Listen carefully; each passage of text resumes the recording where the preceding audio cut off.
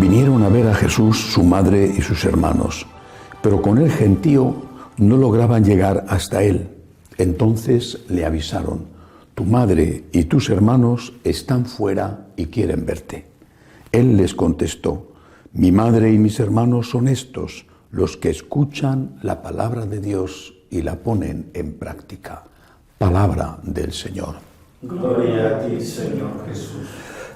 Y se habla mucho en este último tiempo de los católicos culturales. Bien, es una denominación como otra cualquiera. Con ello se refieren a ese tipo de católico que ha estado yendo a misa por inercia, por tradición, por un cierto amor al Señor, no cabe duda, quizá también por un cierto temor al infierno si no iban a misa, bueno, pero que ante la crisis de la epidemia han dejado de ir a misa, también porque, por desgracia, muchas iglesias siguen cerradas, o porque la campaña de los gobiernos dirigida de forma deliberada contra la Iglesia ha hecho que muchos tengan miedo de volver al templo.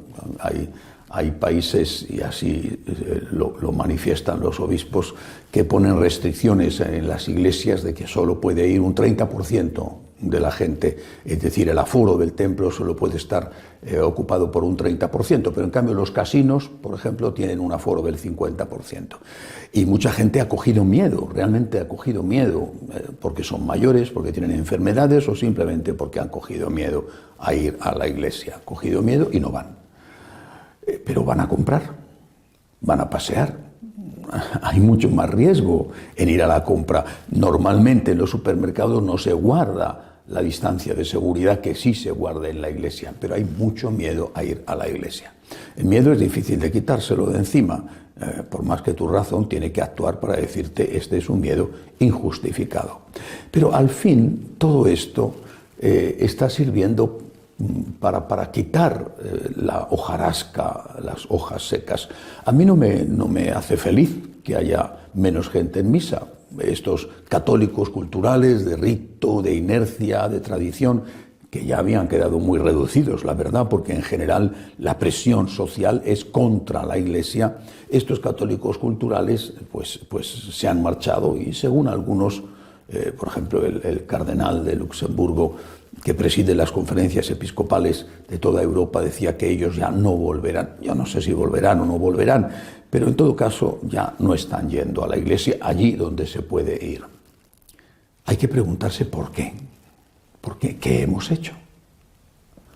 ¿Por qué estas personas que estaban yendo a misa, no digo los que no iban, sino los que estaban yendo, que ya son una minoría, en muchos sitios una minoría muy pequeña, ¿por qué una parte importante de estos no están yendo a misa? Y repito, quizá no vuelvan nunca. ¿Por qué? ¿Cómo les hemos educado? ¿Qué ha hecho la Iglesia para educarles? Porque si de lo que se trataba era de cumplir, eres un católico de cumplimiento. Recuerdo que hace años me dijeron que la palabra cumplimiento se podía partir en dos con un guión, cumplo y miento. Bueno, una palabra que indica que tu relación con el Señor apenas existe. Y como no existe, pues como no existe, se rompe fácilmente. Ese es el problema. Hemos creado una relación con Dios personal. Hemos ayudado a los fieles a tener una relación con Dios personal. Les hemos enseñado lo que significa la Eucaristía, su presencia real. Hemos enseñado a los católicos a rezar. Más allá de las oraciones establecidas, Padre Nuestro, el Ave María, el Santo Rosario, la relación personal con el Señor, ¿la tienen los católicos? Muchos no. Los que la tienen van a sobrevivir a esta crisis, no me cabe duda. Están sobreviviendo, añoran volver a misa y afrontarán cualquier riesgo, no hablo de riesgos insensatos, evidentemente, pero sí los riesgos normales, los mismos riesgos, insisto, que tiene salir a la calle a la compra. Porque si hay que comprar comida para el cuerpo, también hay que alimentar el alma y es más importante. Esos católicos que tienen una relación con el Señor, una relación personal de amor, de gratitud, esos católicos van a sobrevivir a la crisis. Los otros, quizá, no lo sé y no me gusta, pero quizá como hojas secas se lo lleve el viento. Porque el Evangelio de hoy nos habla de los católicos que tienen una relación con el Señor. Empieza diciendo, constata un hecho, la Santísima Virgen y los parientes de Jesús, probablemente sus primos hermanos, que entonces eran llamados hermanos porque no existía en el hebreo antiguo la palabra primo hermano, están allí y quieren ver a Jesús, están con el Señor, quieren ver al Señor, estar con el Señor. Nosotros queremos estar con el Señor, queremos seguir al Señor, queremos imitar al Señor, amar al Señor. Porque es que no hay otra cuestión para un católico más que esta. ¿Quién es Cristo para mí? ¿Quién es Dios para mí? Si Él no es casi nadie, no digo que no sea nadie, si Él no es casi nadie, si prefiero ir al cine antes que ir a la iglesia, o ir a la compra antes que ir a la iglesia, si prefiero alimentar mi cuerpo antes que alimentar mi alma, todas las excusas serán buenas y aprovecharé esas excusas para no ir a la iglesia y quedarme con la conciencia tranquila. Es que estoy en una situación de riesgo, o es que mi mamá está en una situación de riesgo y por eso no puedo ir yo a la iglesia por el miedo a contagiarla. Bien, es un argumento serio, pero ¿vas a la compra? ¿Vas a la compra? ¿Vas a tu trabajo? ¿Sales a pasear? ¿Y no hay ahí riesgo de que te contagies y de que después contagies a tu mamá? El mismo riesgo que si vas a misa, seguramente muchísimo menos riesgo si vas a misa que si vas a la compra o vas a tu trabajo. ¿Quién es Cristo para mí? Esta es la pregunta. ¿Quién es Cristo para mí? ¿Qué estoy dispuesto a pagar por estar con Cristo? Insisto, no que trata de hacer locuras o de desobedecer órdenes o de convertirse en personas temerarias. Pero es que en la Iglesia, en la inmensa mayoría de los casos, por lo menos, no hay riesgo. Las distancias están muy bien asignadas. Todo el mundo que tiene que poner las manos con alcohol antes de entrar. Es que los riesgos son mínimos, insisto, mucho menos que otras actividades que sí están permitidas y que practicamos.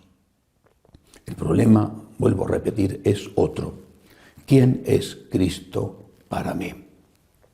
Quizá no seas culpable porque no te han enseñado a tener esa relación personal con Cristo. Dios sabrá el grado de culpa que tienes. Pero la pregunta sigue siendo válida. ¿Quién es Cristo para mí? ¿Es tan importante que haría cualquier cosa por estar con Él? ¿Cualquier cosa? Me voy a permitir contar una anécdota de cuando yo tenía 17 años, antes de entrar en el seminario. 18 creo, recién cumplidos. Mis padres tenían una casa en el campo y allí pasábamos el verano mi mamá, mi hermana y yo. Mi papá se quedaba en la ciudad de Madrid trabajando. Esta casa estaba a varios kilómetros del pueblo y como no teníamos coche porque lo tenía mi papá en la ciudad, pues no podíamos ir a la iglesia más que el domingo cuando él venía. Pero yo iba a misa diaria. Ir a misa significaba ir andando por lo menos 2 horas, quizá 3, 2 horas y media, ida y otro tanto de vuelta. Y tenía que levantarme muy temprano, porque la misa en el pueblo era a las 8 de la mañana, y era mi tiempo de vacaciones. Tenía que levantarme tempranísimo para ir a misa, andando. Y no dejé ni un solo día de ir a misa. Después entré en el seminario. ¿Quién es Cristo para mí? Esta es la pregunta. Y si yo quiero que Cristo sea, porque tiene derecho a serlo, mi Señor, mi amor, mi vida, entonces, no digo que no haya dificultades que no pueda vencer, porque si yo hubiera estado paralítico no hubiera podido ir, obviamente, pero desde luego no hay dificultades que yo no deba intentar vencer. Y ahí tenemos el ejemplo de María, lo pone el Señor, María y los hermanos de Jesús, es decir, por ejemplo, aunque en ese momento posiblemente el Señor no se refería a ellos, los apóstoles, sus seguidores, los que escuchan la palabra de Dios y la cumplen, esos son mi hermana, mi hermano, mi mamá. ¿Qué quiero ser yo de Jesús? Alguien que busca excusas para darle lo menos posible y que naturalmente siempre las encuentra. O alguien que de verdad quiere amarle y por lo tanto quiere imitar a la Virgen en el amor a Cristo, porque es consciente de que Él merece todo, incluso arriesgar la propia vida. ¿Quién es Cristo para mí? Debería de ser aquel que era para la Santísima Virgen. ¿Amo a Jesús como su madre? No, por desgracia, pero sí que quiero hacerlo. Si Cristo es todo para mí, como lo fue para María, escucharé la palabra, intentaré cumplirla y haré todo lo posible por estar siempre con Él. Que así sea.